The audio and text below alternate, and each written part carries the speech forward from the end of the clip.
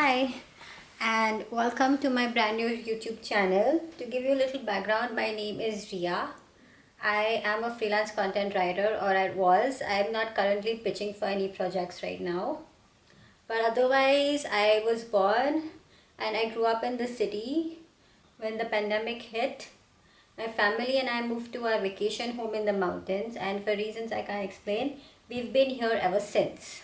Being a creative soul, I started making YouTube videos since 2021, and although I enjoyed it, I was not successful.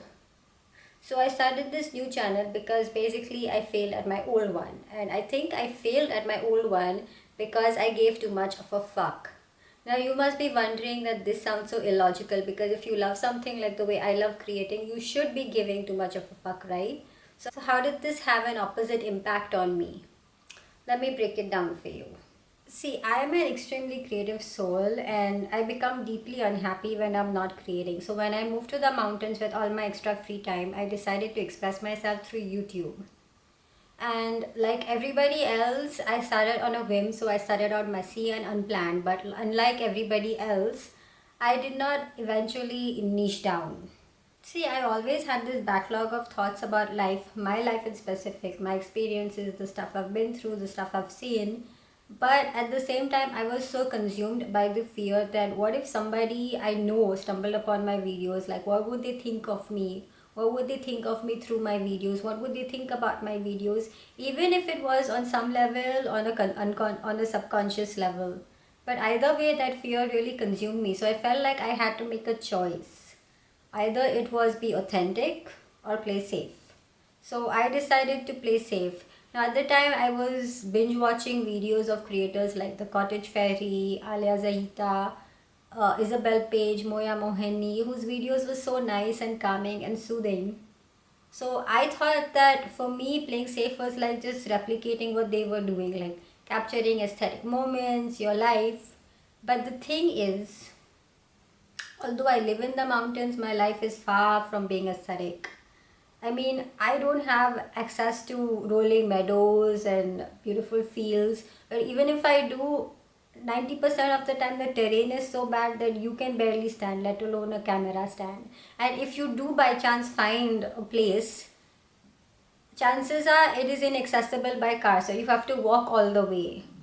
And secondly, like my home and like my room where I do maximum of my shooting is not aesthetic. So many times I would have to spend hours just doing up my room before a shoot, or like scouting for locations, then walking all the way and lugging my equipment and stuff. So by the time I actually pressed record, I was already exhausted.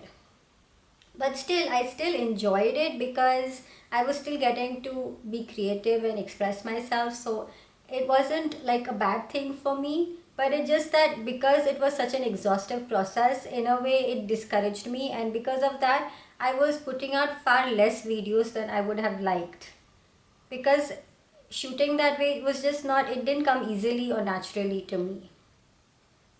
Secondly, I always felt like maybe because like my life is not that aesthetic, or my videos are not that easy for me, my videos are not authentic. So because of that, I was constantly experimenting. Like one day I would shoot a video like this, then another day it would be something else. So even my style or my niche or my topic was not consistent. I think because like I was inconsistent in like posting the amount of videos and also in the style of videos. My videos never got pushed out by the YouTube algorithm. And I know it's a silly reason, because that's not why you should start YouTube. But I hardly got any views or anything, and that also discouraged me a lot. But still, I kept going. In fact, the one video that I experienced some level of virality is a video where I talked about how I love being alone, and it was the one video where I was the most honest I've been in a while. And I should have taken that as a hint, but I didn't. But anyway, I just kept going because, for what it's worth, the few people known and unknown that did eventually watch my videos had only nice things to say. Like they said it was calming and soothing and nice. So my efforts were paying off and I was happy. So you must be wondering, so what changed? What prompted me to like start this brand new channel? So a while ago, this lady who I used to look up to a lot had some real shit to say about my videos. She called them morbid and bad. She said I should be ashamed about creating videos. I was talentless, and if that was not enough, she went behind my back and instigated my mom against the videos. It was a whole story unto itself. It was messy and draining, but rather than discourage me, it kind of felt like a revelation because I still continued making videos as a big FU to her, but it made me realize that regardless of what I do, whether I choose to be authentic or I just play by the rules, I'm still going to ruffle some feathers. Regardless of what I do, I am going to have my share of haters. So if I have to deal with that, I might as well do it for something that I actually enjoy. And that means being authentic and being able to talk about the stuff that I was so scared to talk about before, because even if I just keep my videos calm and nice and just talk about life and just keep it aesthetic, I still will have somebody who hates on me. And that is just how it is. But at the same time, the thing is, because of like my upbringing, societal expectations, how society operates, not giving a fuck didn't come that easily to me. I think it takes a certain level of boldness that I at the time did not possess. Then a few months back, something just changed.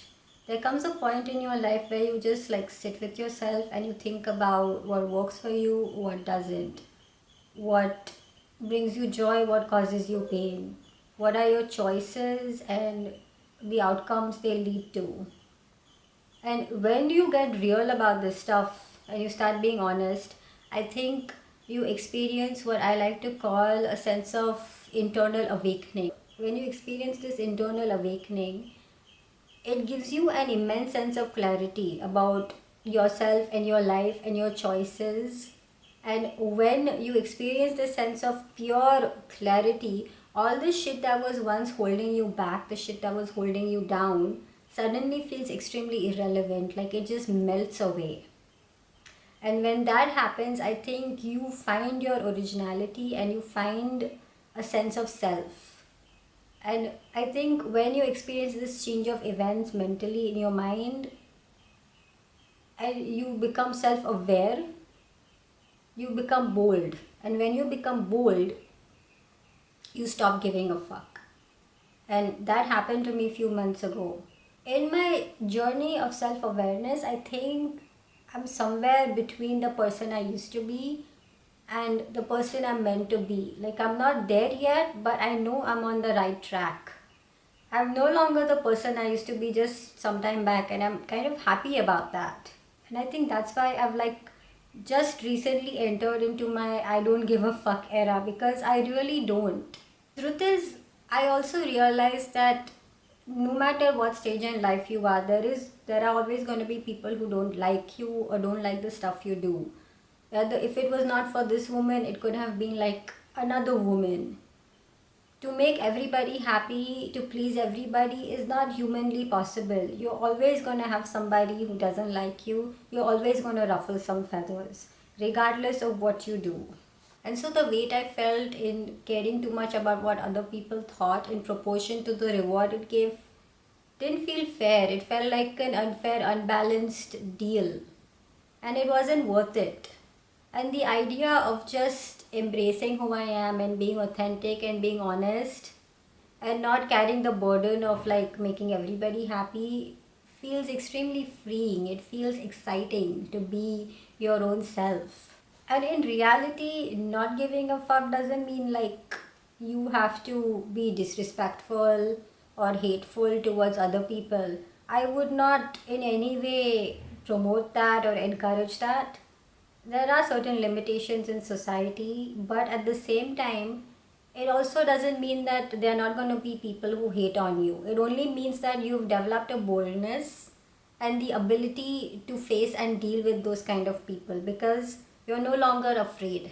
Just the way 5 years ago I made the decision to blend in and be like everybody else and play safe. Now, once again, I make the decision to be unapologetically, unflinchingly, fearlessly myself, regardless of the consequences. And I mean that in life or even like this channel. I want to just have my little corner on the internet where I can just talk about my life experiences, what I've learned, what I'm still learning, what inspires me, what keeps me going, what makes me happy. Even if no one is watching or everybody is watching, like, I don't care. I just want to be authentic and I just want to be raw and I want to be real. So moving forward, that's what I want to do on this channel. I just want to come on here and just talk about life and be real and be honest. And that's what I want to do. Anyway, I think that's all for this video. I can't think of anything more I want to say. But thank you so much for watching my first ever video on this channel. Bye bye.